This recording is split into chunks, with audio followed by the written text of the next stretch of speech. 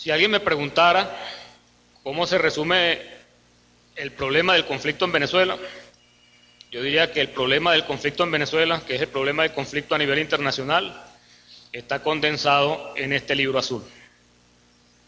Este es el origen del problema, porque en este libro azul que ustedes ven acá, se concentra en esta obra las aspiraciones y la evolución del sentir colectivo, no solamente de un pueblo, el nuestro, sino la conciencia colectiva de la humanidad, y es la piedra de tranca para el expansionismo anglosajón de los próximos 200 años.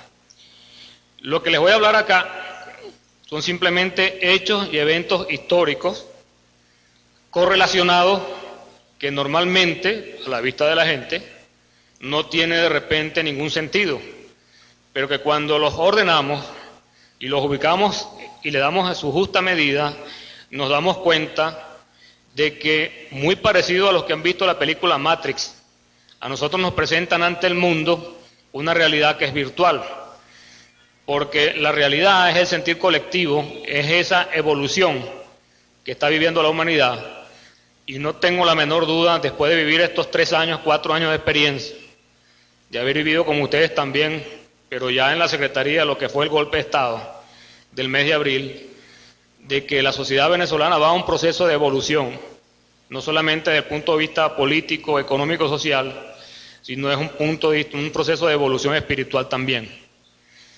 Y no tengo por qué decir lo contrario, pero es mi modo de creer, de pensar, de que aquellos que están con el proceso son los que van a evolucionar, y son los que están evolucionando.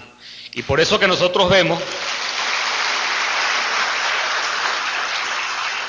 cómo fuerzas oscuras, fuerzas negativas y ese mundo de contradicciones que va en retroceso a un oscurantismo donde hasta los prelados más importantes de la iglesia están metidos, que permiten que nos secuestren tal vez una de las festividades más importantes dentro del mundo cristiano, que somos la mayoría de nosotros, y también del mundo musulmán, porque Jesús fue para ambos un importante profeta, que nos secuestren lo que es el espíritu de la Navidad, simplemente por meter o mover, no fuerzas oscuras, sino hasta, pudiera decir uno a veces, que hasta fuerzas satánicas, que están alrededor de todo esto, porque esto no es solamente material, como les decía, esto es un proceso espiritual también.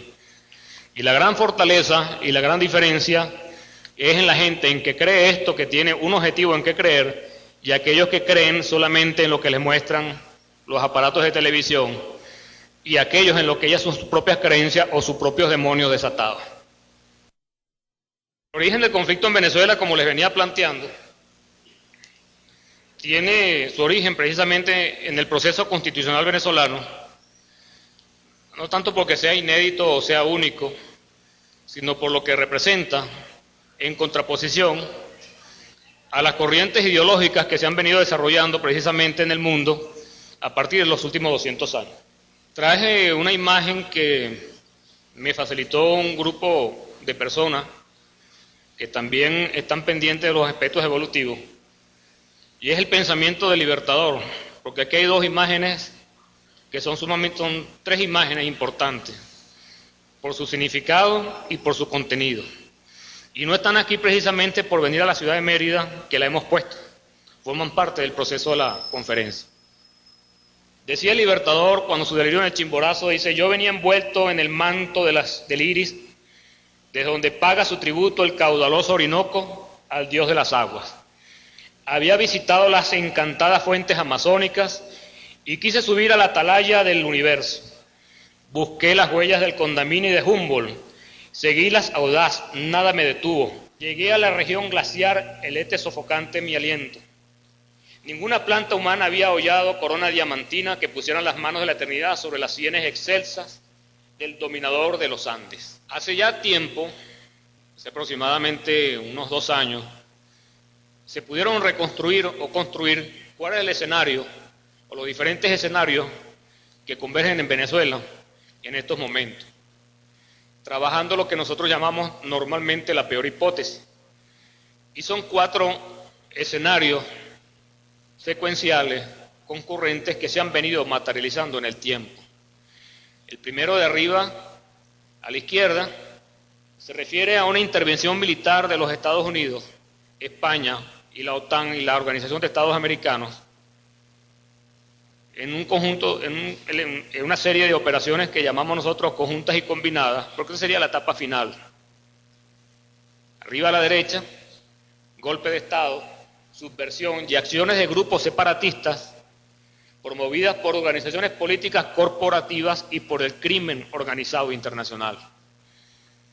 Abajo a la izquierda, un conflicto bélico entre dos países dentro de lo que es el esquema del Plan Colombia, que les voy a explicar que el Plan Colombia es el plan militar de guerra de los Estados Unidos, no en la República de Colombia, que nosotros conocemos, sino en la República de Colombia de 1819, que es la obra geopolítica del Libertador, que es el llamado Triángulo Meridional de América.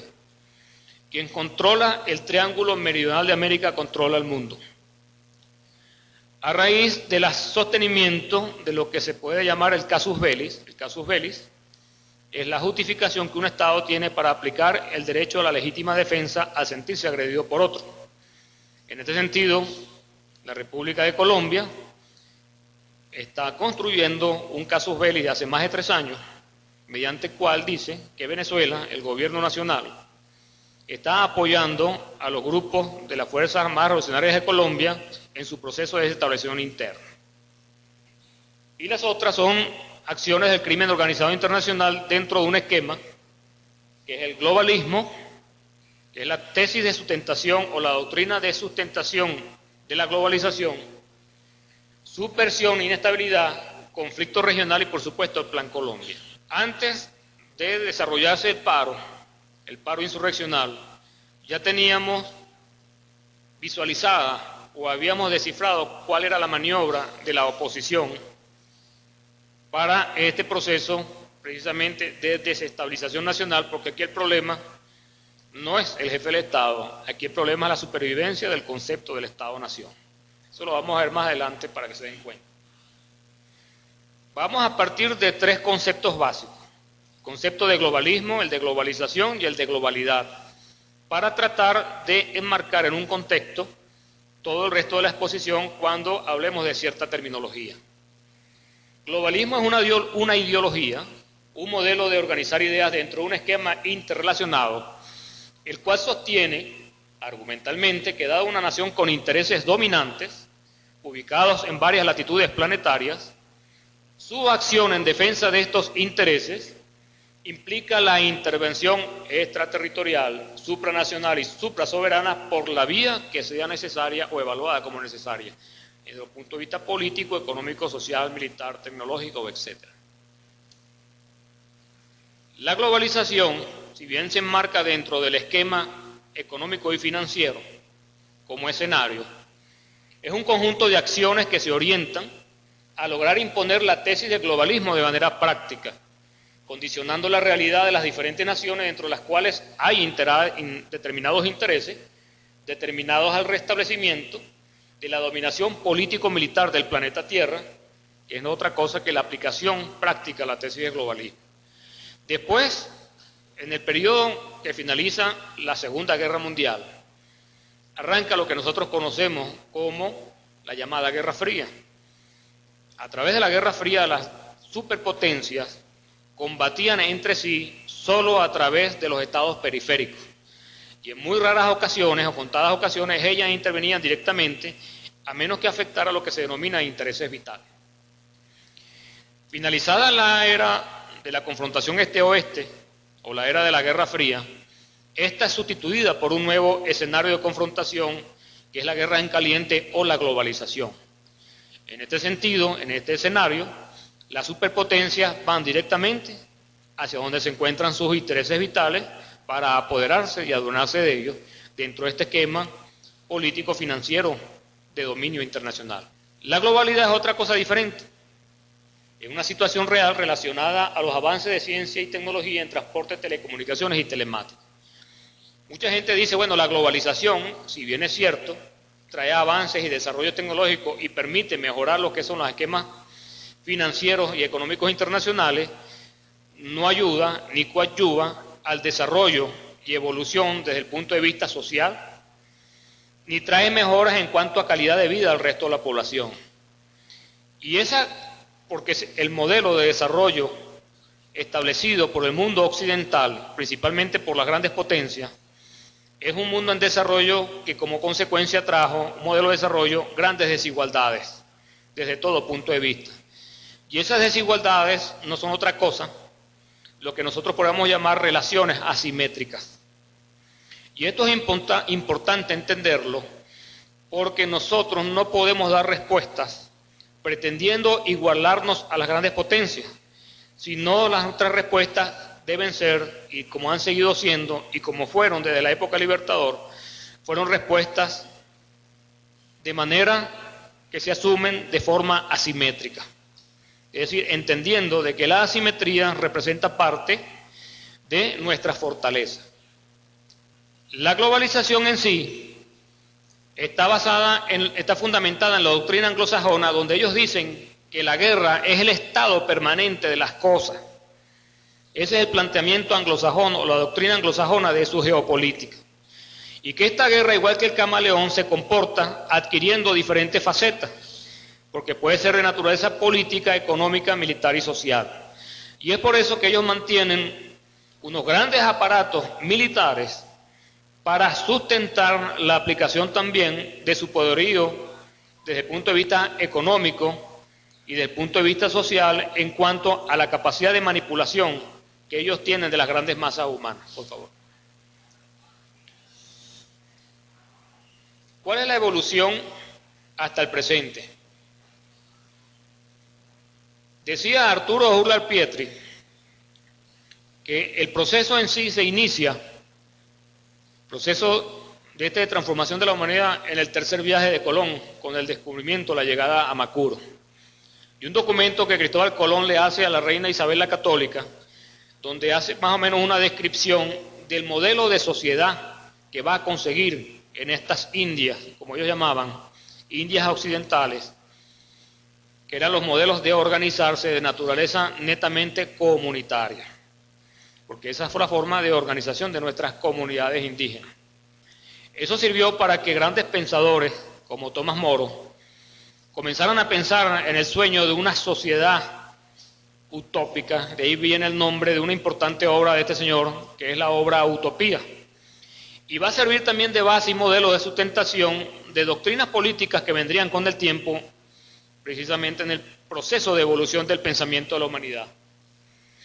La Revolución de Estados Unidos en 1776, la Revolución Francesa en 1789 con la llamada Convención, y la propia Revolución Industrial es posible y se da solamente con el descubrimiento, vamos a decir lo que llamamos, no el descubrimiento de América, el encuentro de dos mundos o el encuentro con una civilización que fuera de los modelos de desarrollo o los patrones que ellos tenían, yo no dudo en pensar que era una sociedades avanzadas por cuanto vivían en perfecta armonía con sus medio ambiente y con sus creencias como sociedad.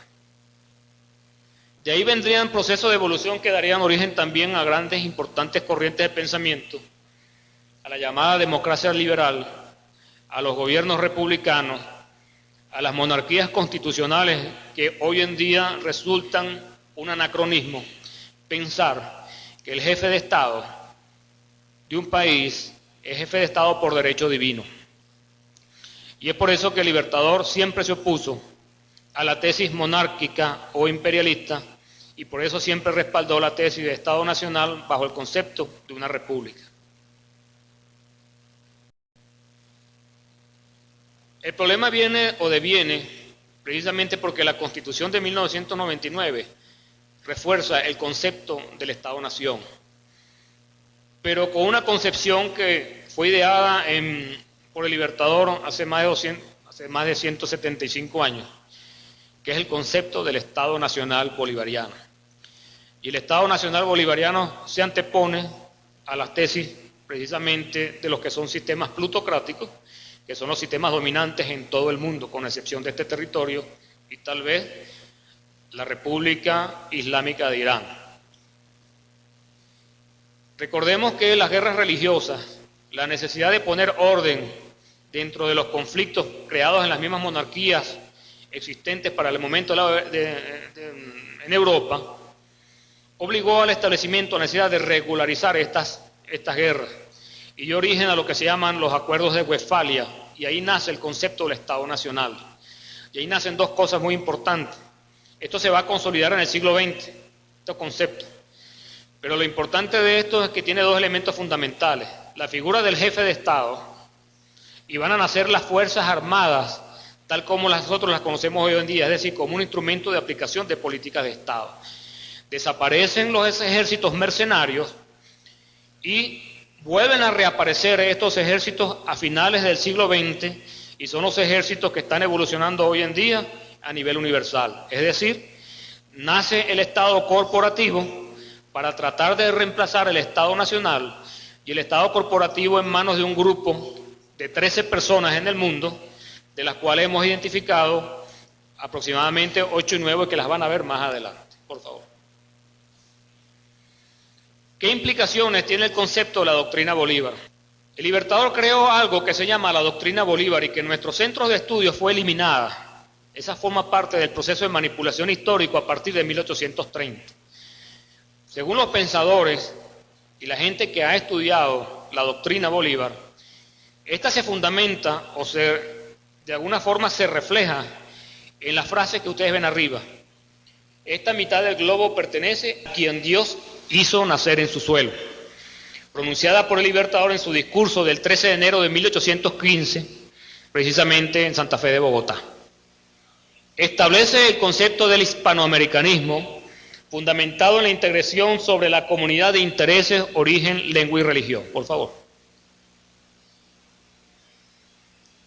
La república que él crea es una unidad geopolítica portentosa, de tal tamaño y magnitud que ustedes pueden ver en la gráfica que donde están los Estados Unidos, el color azul, son las 13 colonias originarias que van a la revolución de 1776, como ellos las llaman.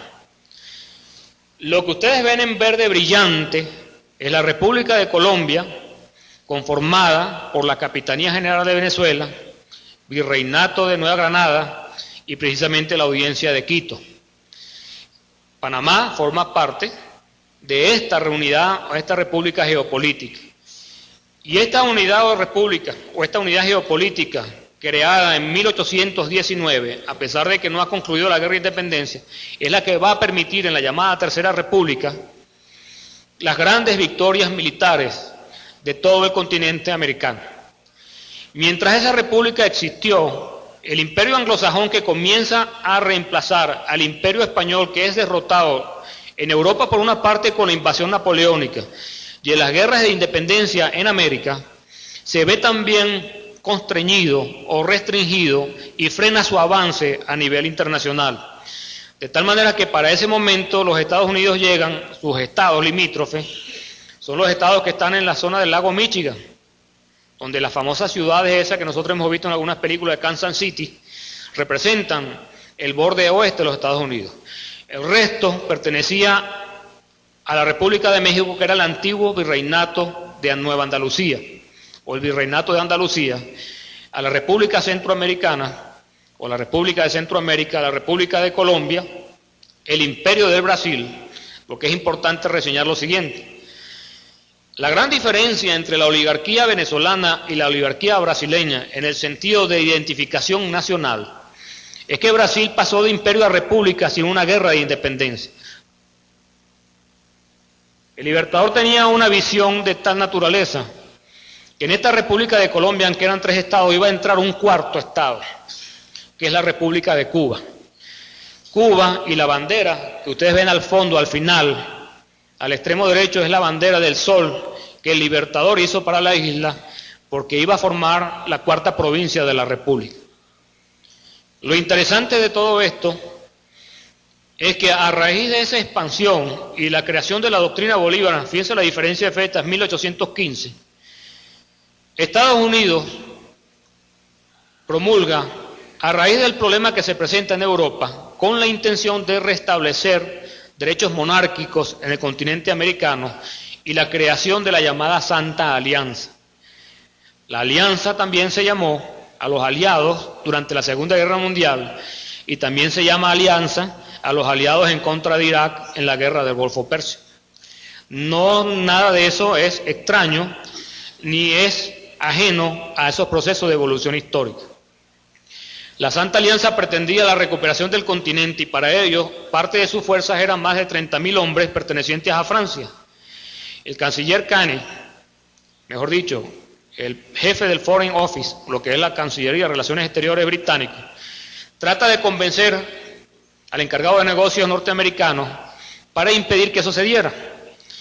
Y mientras ellos hacen su manipulación, los británicos logran convencer a los franceses de que se retiren de la Santa Alianza. Y cuando Estados Unidos, el presidente Monroe, en su discurso al Congreso de los Estados Unidos en diciembre de 1822, pronuncia su famoso discurso que se conoce con el tiempo como la llamada Doctrina Monroe, de América para los americanos. Estaba desfasada por cuanto la Santa Alianza ya había sido desarticulada precisamente por las intrigas y los movimientos diplomáticos de los británicos. De esa forma se promulga el concepto del panamericanismo. Acuérdense que el Libertador habla de hispanoamericanismo. El panamericanismo se basa en el dominio geográfico, geoestratégico de la región. Y es la forma como ellos pretenden de alguna manera preservarse el continente americano de acuerdo a sus intereses. Y la doctrina Monroe, como hemos visto, es la base o elemento troncal de la geopolítica norteamericana en todo el mundo. Por favor. La dimensión geopolítica del Libertador tiene esta naturaleza. Fortalece la idea, fortalecimiento del poder y proyección geoestratégica. Y va a sentar las bases de los conceptos de seguridad nacional, seguridad internacional, que inclusive en el momento de activarse la Liga de las Naciones después de la Primera Guerra Mundial, parte de los pensadores franceses que sientan las bases de esa Liga de las Naciones lo van a escribir y lo van a reflejar como un elemento de la geopolítica y del pensamiento del Libertador que conformó precisamente la República de 1819 y que va a formar parte de la proyección del Congreso Anfictiónico de Panamá. Por favor. Este cuadro que está aquí son datos estadísticos de la época, donde eso que se iba a llamar Colombia, que era la gran nación latinoamericana, o la gran nación americana, porque americanos somos nosotros, en contraposición con los Estados Unidos, el mundo o la América anglosajona, que esos cuadros comparativos ven la dimensión de espacio territorial que ustedes ven ahí, de población y de fuerzas armadas, para que vean la gran diferencia entre las dos concepciones. En este sentido, ese proceso de destrucción, la guerra de independencia trajo como consecuencia el desgaste, no solamente de la población, y acuérdense que el Libertador plantea una revolución social, porque el Libertador planteaba precisamente que la sociedad fuera igualitaria en la medida que se eliminaran todos aquellos elementos que propendían a la esclavitud del individuo. En 1817, es bueno recordarles lo siguiente, esta es parte histórica.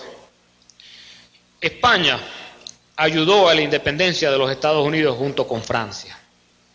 Y la logística española en las guerras de independencia venía de los Estados Unidos. Y Estados Unidos nunca reconoció la independencia de Colombia, sino hasta 1823. A pesar de que los encargados de negocios pretendían que los gobiernos norteamericanos asumieran el hecho de que Colombia era una república y que Colombia existía como nación. Pasa a querer reconocer el hecho que había una superpotencia que estaba pisándole sus intereses y sus proyecciones a futuro. Esa logística partía del estado de la Florida hoy en día que nosotros conocemos, frente a la desembocadura del río Jackson, una isla llamada Isla de Amelia. Se reúnen los plenipotenciarios de los países americanos en los Estados Unidos porque también hay apoyo para la revolución de parte de la población norteamericana, no así de sus gobiernos. Y así ha sido la tónica en forma invariable en los últimos 200 años. Y se monta una fuerza expedicionaria que va a salir del puerto de Baltimore, si no me equivoco, en 1817, al mando del general MacGregor, y va a tomar por asalto la isla de Amelia. Las Floridas forman parte del Imperio Español para aquella época. La logística venía de la isla de Amelia, iba por el Caribe y entraba por el Orinoco, y de ahí se llevaban pertrecho a las fuerzas realistas.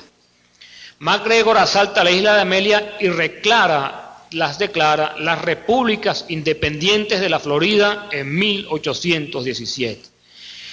Nuestros historiadores han tapado ese esquema porque parten del principio de que no debemos tocar las relaciones con Estados Unidos porque a nosotros no nos conviene, de alguna forma, de que recordarles esos acontecimientos donde nosotros, pues, de alguna manera le dimos bastante duro. Sin embargo, yo que pienso de que las relaciones serias son precisamente con cuentas claras. Decirle las cosas a la gente, lo que pasó, para que la gente sepa la verdadera dimensión histórica del problema donde estamos metidos. La República se perdió un año después, por efecto de que era imposible sostenerla en aquel momento. Acuérdense que la República de Colombia no se había consolidado todavía, ni siquiera, estamos hablando de 1818 y la República se pierde. Posteriormente, a partir de 1824, España, en pago a los servicios prestados en Estados Unidos o que recibidos por España por los Estados Unidos, desde el punto de vista logístico, recibe la Florida junto con el pago de 8 millones de dólares. Ese proceso trituró la sociedad venezolana o aquella incipiente sociedad bolivariana y surgió una clase oligárquica que era contraria al pensamiento del Libertador.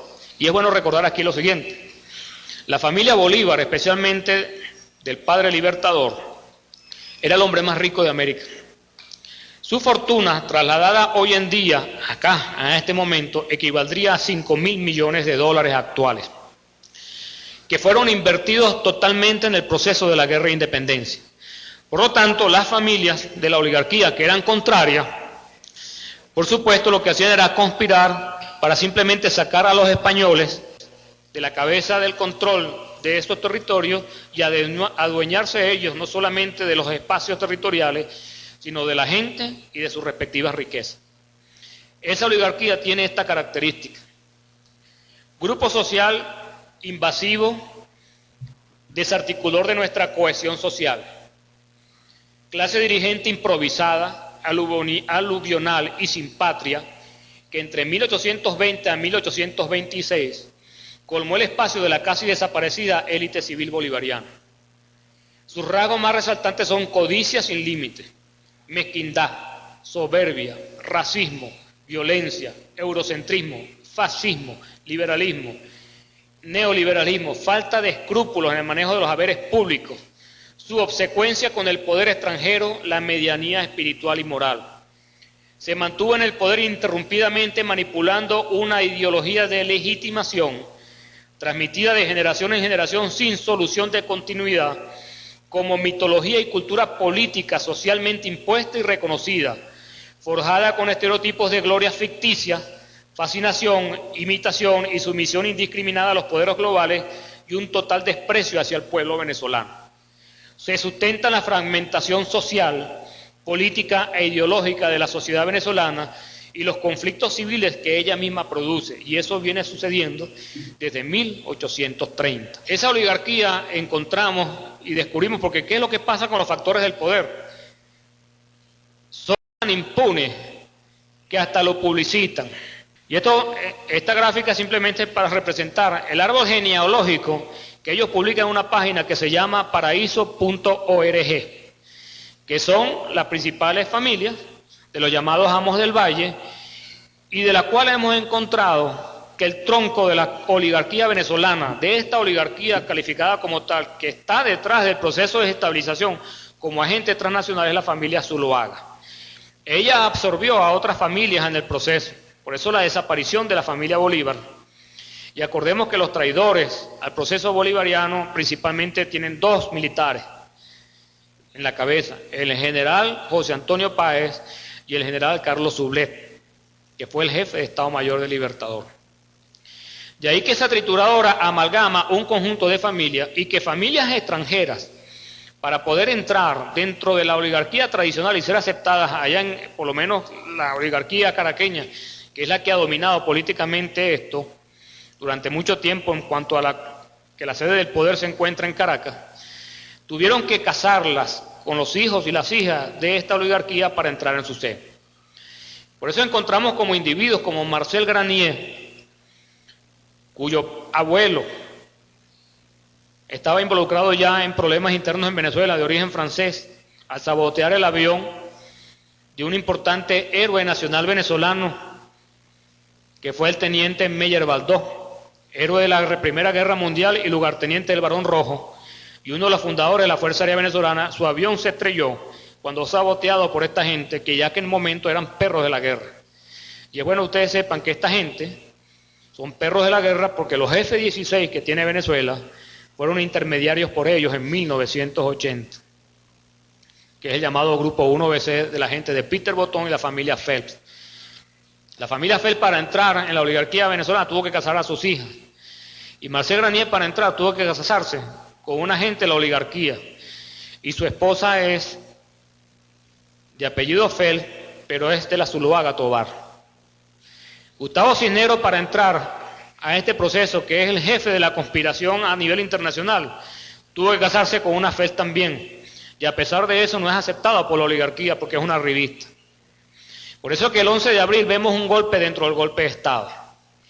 Quien dirige el golpe en forma a nivel internacional es Gustavo Cisneros, pero parte de los miembros de esa oligarquía le dan el golpe a Gustavo Cisneros porque su representante es ni más ni menos que el señor Carmona Estanque, que es la gente que apoyó en su momento a Renio Tolina, que viene de las oligarquías valencianas, acuérdense de esto, y que siempre se hablaba del pensamiento revolucionario y libertador simplemente para manipular y evitar, como efectivamente lo dijeron unos personajes de él, que en Venezuela algún día se instaurara un gobierno de corte bolivariano. Esto permitió el expansionismo anglosajón hasta el presente. Vamos a la otra, que vamos a ver una cosa interesante. Esto obligó y creó en el mundo un modelo de desarrollo de sociedades o estados dominantes y sociedades o estados dominados. Los estados dominantes viven precisamente de la acumulación del capital y excedentes de los estados dominados. Y los estados dominados tienen que entregar esos excedentes no para el desarrollo, sino para mantener esa deuda extraordinaria, que es la deuda externa que se mantiene en nuestras sociedades. Por eso que el caso de PDVSA no es un caso aislado. Por eso que vemos que PDVSA entra en 54.000 millones de dólares y le entrega al fisco solamente 8.000 millones el año pasado. Y el resto del capital es excedente que va a los mercados internacionales. Y encima de esos 8.000 millones hay que sacar parte de elementos que van a la deuda externa venezolana. Deuda externa que se duplicó cuando Pedro Tinoco, representante de los bancos acreedores internacionales, que es el Chase Manhattan Bank, ¿verdad?, logra que se reconozca la deuda externa privada, con la cual esta oligarquía se ha mantenido en el tiempo viviendo de los subsidios del Estado. Por favor.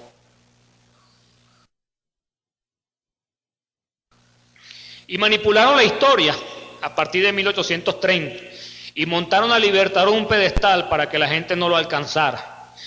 Y sacaron la participación ciudadana para convertir líderes y caudillos en representación del pueblo venezolano. Y establecieron estos mitos que ustedes ven aquí a lo largo de la historia. El primero, el rechazo a nuestro legado y raíces indígenas. El rechazo a nuestro legado y pasado hispánico. El pueblo como espectador, simplemente representado. El fatalismo como impotencia para superar situaciones. Y siempre nos dicen, el pueblo venezolano es un pueblo flojo. El pueblo venezolano no es como los suizos. El pueblo venezolano simplemente siempre será subdesarrollado. Y esos son patrones que nos van repitiendo en el tiempo, de mil y una maneras. El caudillismo providencial. Una sola identidad de nación desde 1810, mentira. La República la crea el Libertador en la Tercera República en 1819. Hasta tanto lo que había eran esbozos de un Estado federal, que no llegó a consolidarse precisamente porque no había una identidad propia. Y recordemos que España, para gobernar, en vez de mantener una unidad geopolítica, dividió el territorio en virreinatos capitanías y audiencias bajo aquel concepto de que divide y reinas. Y ese es el concepto que mantuvo España durante mucho tiempo.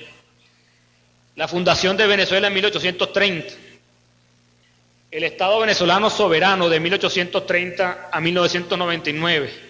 El Estado venezolano comienza a ser soberano después de 1830, a partir del 1999, con la creación de la obra de esta Constitución, de este librito azul, que tiene de cabeza al mundo desarrollado.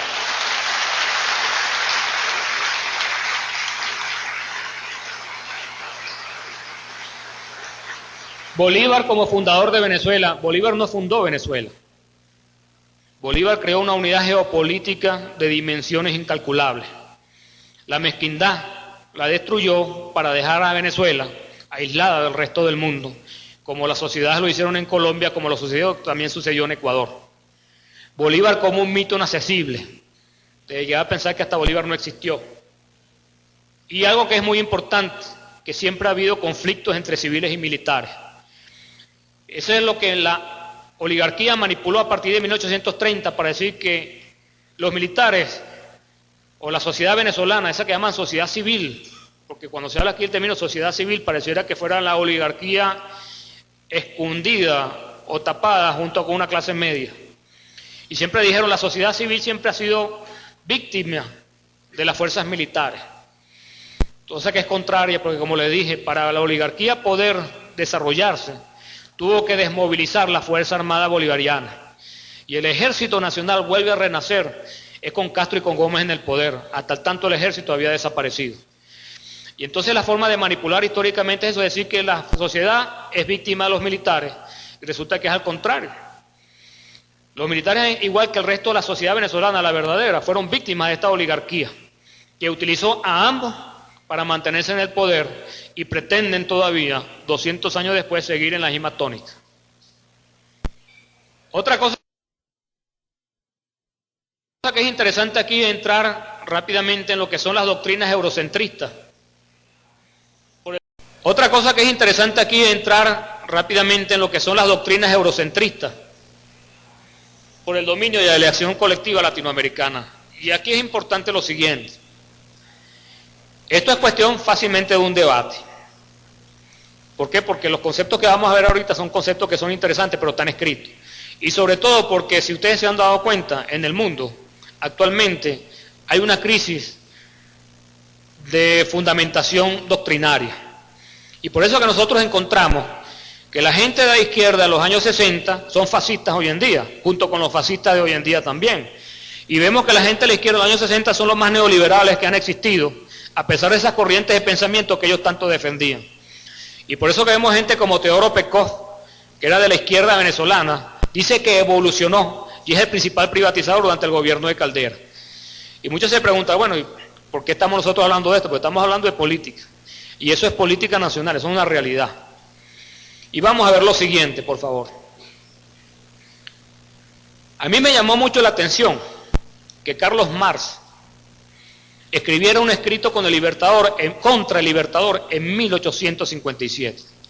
Y siempre me llamó la atención por qué Carlos Marx y el señor Hegel, a pedido de un editor norteamericano para escribir la enciclopedia norteamericana, escribe tamañas palabras como esto en un documento bastante extenso que se llama Bolívar y Ponte, y lo pueden buscar en internet porque está traducido, es el nombre, Bolívar y Ponte, donde él hace esta serie de definiciones sobre el Libertador. Pero entendemos una cosa, el Libertador potenció el concepto del Estado Nacional. Para la teoría de Carlos Marx, el Estado-Nación es un impedimento para el logro de sus objetivos, y es por eso que esos ataques se concentran precisamente en la idea del concepto del Estado Nacional. Y es por eso que, aunque ustedes no lo crean, la globalización está basada en la teoría marxista. La manipulación nos llevan a pensar que nos dicen o nos dan epítetos a nosotros cuando vemos que el mundo globalizado, la economía globalizada está basada en esos principios. Por favor. La primera internacional nace en 1864 y va a morir en 1870 en los Estados Unidos, para que ustedes vean. La primera internacional va a morir por las contradicciones y la confrontación entre parte de sus fundadores, que Carlos Marx, y precisamente Mikhail Bakunin, que es el padre del anarquismo. Va a volver a relucir, a renacer en la llamada Segunda Internacional, a partir en París en 1989, y va a morir en 1914. Pero esa Segunda Internacional va a dar origen a lo que se llama la socialdemocracia. Son los padres fundadores de la socialdemocracia. Y va a tener dos elementos importantes, tanto Carlos Marx por un lado como Lenin, y va a haber dos corrientes de pensamiento, los reformistas y los revolucionarios. ¿Por qué muere la Segunda Internacional? ¿Por qué muere la socialdemocracia o la Segunda Internacional, por decirlo así de alguna manera? Porque va a producirse una discusión en el seno, previo a la Primera Guerra Mundial, donde los revolucionarios dicen que no pueden apoyar la guerra que está en puertas en Europa, porque dicen que es una guerra capitalista. Y evidentemente es una guerra entre primos y hermanos, porque todos los monarcas europeos, principalmente el zar Nicolás de Rusia, el Kaiser de Alemania y el rey de Inglaterra, son nietos de la reina Victoria. Y es simplemente un reacomodo de intereses entre ellos. Por eso que de alguna forma en Rusia, el Partido Socialdemócrata de Rusia se opone a la entrada, a apoyar la entrada en guerra. Y por eso es que Carlos Marx y la gente de los reformistas deciden apoyar a sus respectivos gobiernos, y por eso es que muere en 1814 la Segunda Internacional. Esta va a renacer en el proceso de la Revolución Rusa. Y el Partido Socialdemócrata ruso va a tener dos corrientes a su vez internas, el llamado de las mayorías y la corriente de las minorías. La mayoría en el Partido Socialdemócrata es los llamados bolcheviques y las minorías es la llamado mencheviques. Y para que ustedes vean el proceso de la Revolución Rusa, los mencheviques van a apoyar la creación del ejército blanco que pretende restituir al poder al zar Nicolás II de Rusia, en contra de las mayorías o los bolcheviques para aquel momento. Y un importante miembro de la minoría no es otra cosa que un personaje que va a jugar un papel muy importante a lo largo del tiempo, que es León Trotsky. Entonces vamos a encontrar algo también que es interesante. La Tercera Internacional, que nace a partir de 1919, va a morir en 1943 a petición de los aliados al gobierno de la Unión Soviética para apoyarla en su guerra contra Alemania. Ella tiene que desarticular precisamente la Tercera Internacional. Pero cuando muere Lenin en 1924, debemos recordarnos que León Trotsky es el jefe del Ejército Rojo. Es como decir el ministro de la Defensa para aquel momento. Pero empieza entonces una contraposición doctrinaria, una lucha interna que va a ser muy cruenta en el tiempo. Es la posición de Stalin y la posición de Trotsky dentro del seno de la Revolución Rusa. Stalin plantea primero la revolución en un país, mientras que Trotsky plantea expandir la revolución a todo el nivel universal. Eso obliga a salir a Trotsky del gobierno y a refugiarse fuera del exterior, y va a fundar lo que se llama, de alguna manera, lo que se llama la Internacional, lo va a llamar la Cuarta Internacional Trotskista a partir de 1933, donde él va a estar ubicado. Y esta Internacional Trotskista va a sentar las bases, o va a emerger, o va a estar dentro de los partidos de la socialdemocracia en el resto del mundo. Es por eso que nosotros, después del tiempo y de ver cómo se va desarrollando esto, ustedes saben que a partir del año 54 se crea la Internacional Socialista, que abarca todos los partidos de la socialdemocracia, incluyendo el Partido Demócrata de los Estados Unidos y el Partido Acción Democrática y el APRA del Perú en Venezuela. Pero los partidos socialdemócratas, en su mayoría en el mundo, son de tendencia trotskista, que están en el mundo occidental. Y entonces que nosotros llegamos a la siguiente pregunta. La Guerra Fría, que es la lucha que llaman entre Occidente y Oriente, entre el llamado comunismo y el mundo occidental, vendría siendo la guerra, una guerra producida entre el choque de dos corrientes del pensamiento de la socialdemocracia, que es el estalinismo y el trotskismo. Y lo vamos a ver más adelante porque toda la geopolítica norteamericana está montada por un grupo de ciudadanos judíos que son de corriente trotskista y que tuvieron su seno y su base para la formulación de la política de seguridad nacional de los Estados Unidos a partir de 1945 en un think tank, Centro de Pensamiento y Desarrollo de Doctrina, que es llamada la Corporación RAND. y son simplemente marionetas para permitir que los poderes internacionales se vayan adueñando no solamente del territorio, sino de la mente y las propiedades de las personas. La Iglesia Católica, en contraposición a los movimientos obreros, va a fundar un partido político, que es el llamado Partido Popular Italiano, en manos de Luigi Sturzo, y quien lo va a financiar es el Papa Pío Benedicto XV. Ese Partido Popular, que nace en 1919, es la base de la social o de la democracia cristiana.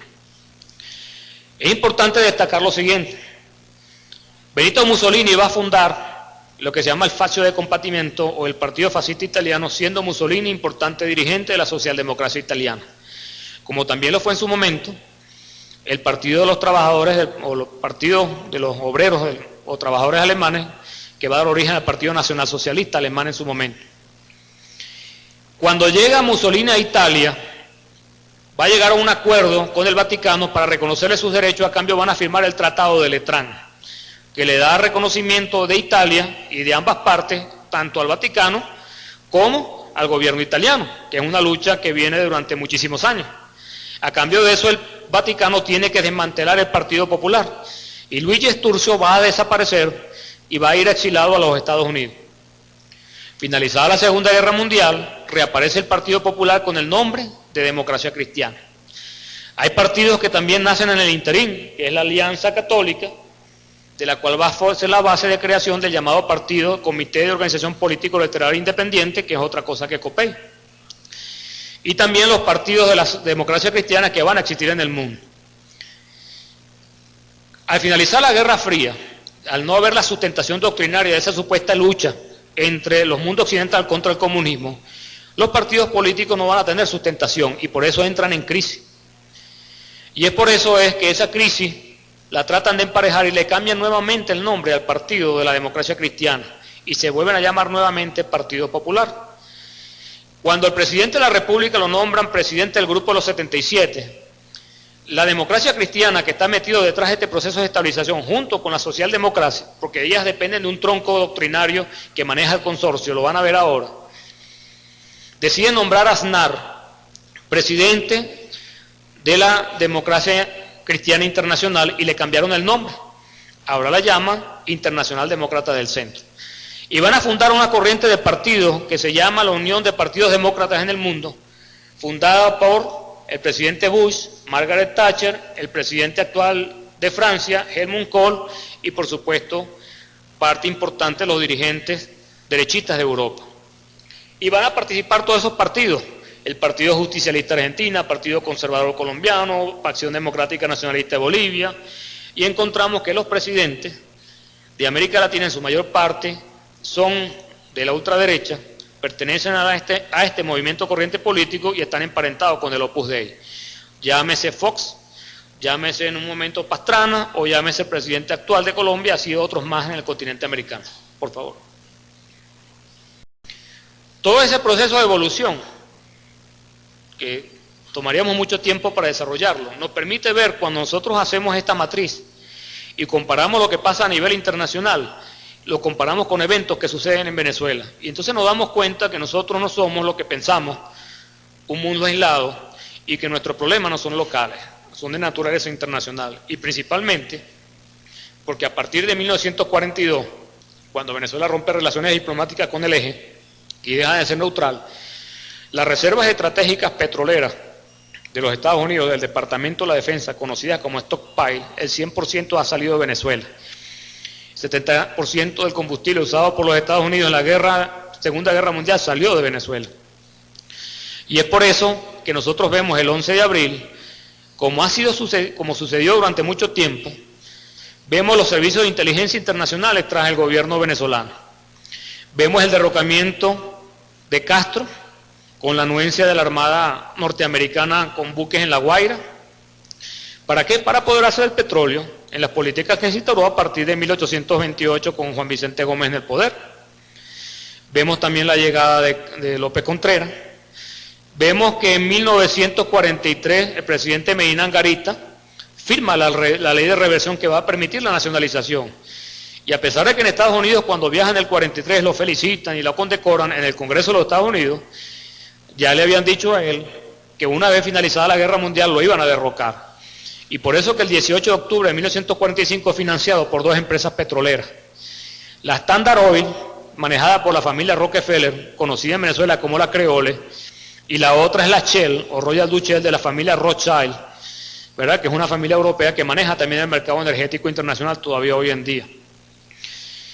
El intento de golpe del 47 también es en manos de esta familia. Y el magnicidio del comandante Delgado Chalbaud, en 1950, en noviembre, fue de manos de las petroleras también. Porque es bueno decirles lo siguiente: en 1947, Irán tiene una revolución interna, no para derrocar al Shah, para establecer un nuevo gobierno dentro de la estructura de gobierno, es decir, no de la jefatura de Estado. Y llega al poder Mohamed Mossadegh, el doctor Mohamed Mossadegh. Y la primera medida que va a tomar en el 47 es nacionalizar el petróleo. La industria petrolera iraniana está en manos de consorcios británicos, así como la venezolana de manos de consorcios norteamericanos. Nacionalizada la industria petrolera, Mossadegh comienza a establecer contactos con Venezuela. Y en 1948 y 49, una comisión secreta venezolana de 4 miembros viaja a Irán y al Medio Oriente y montan un pacto geopolítico secreto para cambiar los patrones de refinación y establecer una compañía estatal, una compañía petrolera internacional que cambiara los patrones de refinación. Eso, por supuesto, obligó a actuar y se articuló una operación que la pueden conseguir en internet también, por esto que es la apertura de información, llamada Operación Ajax o Ajax, como el detergente. Los norteamericanos no iban a actuar en Venezuela, la OSS, la Oficina de Servicios Estratégicos, ya convertida en CIA, va a actuar en Irán, y los británicos del MI5, que es el segundo escudo de arriba para abajo, es la famosa agencia de James Bond 007 que tanto nos han mitificado, va a actuar en Venezuela. Su jefe en Venezuela es una persona que ustedes conocieron en algún momento, porque a raíz de ese acontecimiento la reina británica lo nombró Sir, gracias a lo que ellos hicieron aquí, lo nombró Sir del Reino, y era el hombre que tenía la distribución de los vehículos Rolls Royce en Venezuela. Y los que han ido a Caracas alguna vez conocieron una panadería llamada Rolls Royce en el centro comercial Chacaito, en una esquina, que era el señor Raymond Smith. Él es el responsable de la muerte del Delgado Chalbaud, y en lo que estuvo involucrado también gente que se dijeron aquí en este momento, en este proceso revolucionario, y que participaron en el magnicidio del comandante Delgado Chalbaud, porque la operación allá trajo como consecuencia la muerte del Delgado Chalbaud, el derrocamiento de Mossadegh en 1953 y su encarcelamiento y su muerte posterior, encarcelado en su casa, la muerte misteriosa de del señor Mattei, que era el jefe del consorcio energético italiano, que era contratado, porque tenían también la aspiración de convertirse en una potencia petrolera, y iba a ser utilizado por parte de esta alianza. Muere en un accidente de aviación, y moriría en 1963 el general presidente de la República de Irak, para aquel momento, a manos también de un atentado público que se hizo por televisión inclusive. Así que el problema que nosotros tenemos aquí es el control de recursos energéticos. Y el golpe de 11 de abril, encontramos los mismos servicios de inteligencia actuando en Venezuela, con el agregado del Servicio de Inteligencia Español, que es llamado o era conocido como el CECIT. Ya que es importante que ustedes lo sepan, y yo le decía a Márquez que lo iba a decir acá, Mérida es un sitio muy importante. Mérida es un enclave del proceso de la revolución. Y tan es así que hace muchos años estos servicios de inteligencia están operando en Mérida. Y operan directamente tratando de penetrar la Universidad de los Andes.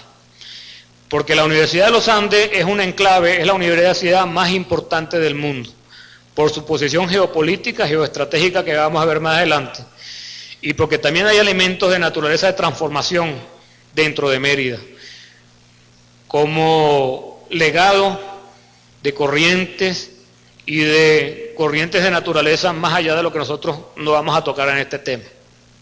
Y es por eso que ustedes verán muchas cosas extrañas en Mérida que a lo mejor no lo habían visto, no se habían dado cuenta, pero que a partir de este momento yo creo que ustedes van a estar pendientes, porque hay profesores en la Universidad de Mérida que son agentes de los servicios de inteligencia extranjeros.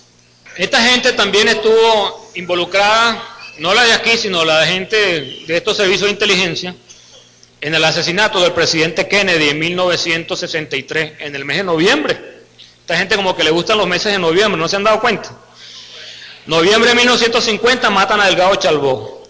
Noviembre de 1963 matan a Kennedy. Y en noviembre de 1974, del año 2002, pretendían hacer el magnicidio contra el presidente de la República. Cuando nosotros montamos esa evolución histórica con la evolución de Fuerzas Armadas, coinciden perfectamente, y por eso que le dicen que el presidente desarticuló la Fuerza Armada, todo lo contrario. La Fuerza Armada comenzó a ser destruida con un decreto llamado 288 en 1958. Y como las promociones pasan a retiro cada 30 años, cuando se cerraron las escuelas de pensamiento estratégico, escuelas superiores de Fuerzas Armadas en el 58, la gente dejó de aprender a hacer lo que tenía que aprender, que era desarrollar la estrategia nacional. Y por eso es que esos generales del Frente Institucional Militar, ¿verdad?, que fueron los jefes de Fuerza Armada en el año 1990, son los responsables que a partir de ese momento la Fuerza Armada entra en un umbral cero. Y es ahora que la Fuerza Armada comienza a recuperarse nuevamente. Porque como les decía, la Fuerza Armada es un pilar junto con la sociedad de la transformación, porque es el respaldo y el mantenimiento de la soberanía y supervivencia del Estado. Para lograr su objetivo en el 41, de que Venezuela entrara en guerra, pretende provocar una guerra entre Venezuela y Colombia, que es la tesis de John Dobbs, su secretario de Asuntos Latinoamericanos en 1941, junto con el general Londoño. Acuérdense que López Contreras, a raíz de movilización de las tropas colombianas, acepta y cede la soberanía de La Guajira, de los territorios al sur del lago y de los llanos del Casanare a Colombia, en unos tratados que no han sido ratificados todavía, precisamente por la Asamblea Nacional en este momento, y que no pueden ser ratificados. Y por eso que la Constitución lo plantea muy bien en lo que se refiere al título del espacio territorial. ¿Qué es lo que pasa con Colombia y Venezuela hoy en día? El casus belli pretende revivir una guerra entre los dos países para crear una zona desmilitarizada o un tercer estado, llamada República del Casanare o Perijá, bajo el control directo de las grandes potencias. Y ahí se encuentran concentradas precisamente las mayores fuentes de recursos energéticos del Triángulo Meridional de América. Por favor. De ahí que el mundo llega a lo que se llama el nuevo orden mundial, pero como consecuencia de este mayor intervencionismo político, económico, militar y la existencia del terrorismo de Estado. Pero también se le ha escapado de las manos porque sí es posible el empleo de medios nucleares para el terrorismo internacional. Por favor. Los escenarios planteados hoy en día, crisis de recursos energéticos, crisis de recursos hídricos, crisis de biodiversidad, conflictos étnicos religiosos provocados por las grandes potencias, que al fin y al cabo ellos van a provocar mayor inestabilidad en todos los países del mundo, pero que siempre va a llevar a una intervención de ellos como medida final. Y aquí que surge algo que es interesante. Yo les decía al principio que esos escenarios estaban enmarcados en una guerra de cuarta generación, o la llamada guerra de cuarta dimensión. Venezuela está sometida a una guerra desde el año de 1998. Lo que pasa es que cuando a veces uno planteaba estos temas, la realidad supera la ficción 1000 veces. Y no creemos las cosas sino cuando nos pasan. Las guerras de primera, segunda y tercera generación son las guerras llamadas guerra societal. Es la guerra de redes sociales, lo que los norteamericanos llaman network, por favor. Y no es otra cosa que esto que dice aquí. El tercer punto son los Balcanes. Y los Balcanes es el punto geoestratégico que articula Europa con Medio Oriente. Era el antiguo paso de la ruta a la seda, es el paso natural del narcotráfico. Y es por eso que Estados Unidos financia las guerrillas extremistas de la UCK o las guerrillas que nosotros llamamos narcokosovares. Porque Kosovo es el centro o el corazón de la antigua Yugoslavia. Y el cuarto punto es ni más ni menos que el Triángulo Meridional de América. Por eso que el Plan Colombia es el plan militar de guerra de los Estados Unidos, donde abarca Venezuela, Colombia, Ecuador y Panamá. También hay fuentes energéticas y centros para producción el narcotráfico, en este caso de la cocaína, porque somos puente y somos centro de irradiación a nivel internacional. La droga maneja aproximadamente 600.000 millones de dólares al año, que no están precisamente en nuestros bancos ni bajo los colchones de nosotros. Y el consorcio maneja aproximadamente, según dicen cifras, de 4 trillones de dólares. Hablábamos de las empresas que son empresas mercenarias. La empresa DynCorp, MPIRI y Winner Corporation tienen ejércitos mercenarios de 30 y 40 mil hombres sobre las armas. Y son las que están empleando especialmente DynCorp, haciendo los bombardeos con esos agentes desfoliantes en nuestro país hermano. Carlos Castaño está vinculado a estas corporaciones también. La empresa AES Corporation, la que compró la electricidad de Caracas, es una empresa que nace en Virginia, 1980, con un capital de $500.000. Esa corporación controla todas las plantas termoeléctricas, hidroeléctricas en esa franja intertropical en el mundo. Pasa que ellos compran la electricidad de Caracas para poner un pie aquí bajo el criterio o el esquema de que el Estado iba a privatizar todo el sistema eléctrico nacional. Vamos a pasar. Bueno, la otra empresa petrolera debajo de la Brown es la Oxy, Occidental Petroleum Corporation. La Occidental, el dueño era un norteamericano llamado Armand Hammer. Va a ser el principal financista durante la crisis económica de la Unión Soviética en 1924. Como dueño de la Occidental, es el hombre que va a financiar al Partido Acción Democrática durante muchísimos años. Y por eso cuando viene el proceso de nacionalización, la Occidental es la empresa que demanda al Estado por daños y perjuicios. Porque la nacionalización venía sola en 1983. Al adelantarla a Carlos Andrés, el Estado tuvo que pagar por daños y perjuicios inversiones que esta gente ni siquiera había renovado porque son plantas muy antiguas. Es el hombre que es el jefe de la familia Brosman hasta su muerte, que lo reemplaza en el Congreso Sionista Mundial. La Occidental es la que tiene las principales concesiones petroleras en los llanos del Casanare y tiene una importante participación en los convenios operativos firmados por Luis Justi cuando era presidente de PDVSA. Y esa empresa, todas esas empresas están en esos 4 puntos presentes. Vamos a pasar a la otra. Eso es lo que yo les decía, ellos dividieron el mundo. Y vemos el caso de Argentina, por eso que hablamos de una zona en absorción, porque Menem acabó con el Estado Nacional. Y Argentina hoy se ve que no tiene capital y vemos los problemas que está viviendo Argentina, que siendo el país más desarrollado del continente junto con Brasil, el país más rico, uno de los países más ricos del mundo, ahora es en día el país más pobre. Y el Estado se quedó sin capacidad de respuesta para atender los graves problemas sociales. Entonces, familias de clase media, media alta, están en la pobreza, en la indigencia y pasando hambre hoy en día. Y eso lo deben seguramente los que están en las universidades cuando hacen intercambio internacional, conocerán homólogos argentinos que los vieron un tiempo antes de la crisis y los ven ahora y van a ver que esa gente ha cambiado, ha evolucionado también bajo otro esquema. De ahí se forma alrededor de Venezuela lo que se llama un centro de presión dominante, ese círculo que ustedes ven ahí, que se traduce en lo siguiente. Eso lo que ven ustedes ahí se llaman vectores geopolíticos, y son 4 vectores principales. De la administración Bush, de la administración Aznar, de la administración británica de Blair y del gobierno de Israel. Es el principal vector. La intención de ellos es convertir a Israel en una potencia regional para controlar Medio Oriente desde su posición dentro de lo que es la franja intertropical.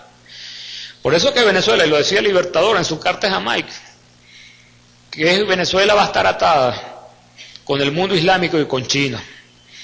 Y es por eso es que el destino de Irak, el destino de los países en el Medio Oriente se está jugando en Venezuela, como se jugó en otras oportunidades. Y por eso que lo que hay que tratar es de desarticular esos vectores geopolíticos. Y es por eso que vemos que la comunidad judía en Venezuela, 100% comprometida con el proceso de golpe de Estado, al fin y al cabo ellos dominan los centros grandes comerciales, parte del mercado financiero, ¿verdad? Y parte también de la industria de entretenimiento, como son las grandes cadenas cinematográficas del país. y son los servicios de inteligencia que actúan el 11 de abril. Recuerdo que estando en Palacio Blanco, actuaron los servicios de inteligencia de estas naciones. Los israelitas son expertos en el tiro, en los tiradores y francotiradores, que fueron los que nosotros vimos en los ejercicios que se hicieron, o las actividades que hicieron el 11 de abril. Uno de los primeros muertos cae en Palacio Blanco, es un muchacho que trabajaba en personal como pasante, al lado precisamente del diputado Francisco Ameliá, que estaba en la grama viendo el problema. Y así sucesivamente fueron disparándole a la gente, porque frente al Palacio de Miraflores se había concentrado las personas, había una tarima amarilla, y los tiradores se metieron en medio de la gente con silenciadores a empezar a dispararle. Eso es lo que no han contado los medios. Los medios lo que les muestran a ustedes lo de Puente Llaguno y francotiradores supuestamente en los hoteles. Pero en medio de la manifestación a favor del presidente estaban los tiradores con silenciadores. En menos de una hora hirieron más de 34 personas que entraban por la puerta del Palacio Blanco y había que evacuarlas en motos y en camionetas porque el alcalde metropolitano, que normalmente mandaba ambulancias, no mandó sino pedroles estartalados. En la noche fueron agarrados 4 francotiradores. Uno de ellos la gente lo volvió papilla, mató a una niña de 10 años. El otro bajo la tarima pretendió dispararle a Iris Valera. La gente lo agarró, lo iba a destrozar también y Iris Valera le salva la vida y lo monta en la tarima. Esos 3 individuos los tuve yo bajo mi responsabilidad y los pasamos por los túneles al otro lado para que pudieran salir a la televisión esa noche y aparecieran ante el mundo de que ahí estaban parte de los francotiradores, elementos de la policía del estado Miranda, junto con de la policía de Leopoldo López y la policía de Baruta, que se habían intercambiado inclusive las credenciales, y cargaban credenciales que decían que eran perros calenteros. Después del golpe nunca más volvimos a ver a estos individuos. El otro asunto es la presencia de la OTAN en el Caribe. Acuérdense que Venezuela tiene límites, fronteras, con Estados Unidos, con Inglaterra, con Francia, Países Bajos y los países caribeños. Pero a raíz de la transformación de la OTAN en 1999 cambió su misión y para atender todo el hemisferio norte de esa franja sobre las zonas intertropicales, crearon una gran fuerza militar que es la conversión de la OTAN en una fuerza de intervención. Pero todos esos puntos azules son bases de la OTAN en el Caribe. Y ellos no actúan solos, las maniobras las hacen en forma conjunta. De ahí que sale en un periódico de estos norteamericanos, decía, el generalísimo El Bucho recibe las nuevas o informaciones del fallido golpe de Estado en Venezuela. Eso salió publicado después del 13. ¿Cuántas veces le he dicho yo a estos idiotas que no deben despedir al Tribunal Supremo de Justicia antes de haberse instalado? Entonces, ¿qué representa Venezuela realmente en este problema? Vamos a ver, anterior. Los factores del poder internacional, impulsores del globalismo y de la desaparición del Estado-Nación como actor internacional, califican el proceso venezolano de grave amenaza a su interés, por cuanto el concepto del Estado Nacional Bolivariano contradice la tesis del globalismo, fortalece la identidad nacional y la autarquía en el marco de la integración justa y equilibrada dentro del principio geopolítico de la unidad, formulado por el libertador Simón Bolívar, uno de los principales artífices de nuestra dimensión histórica y nuestra nacionalidad.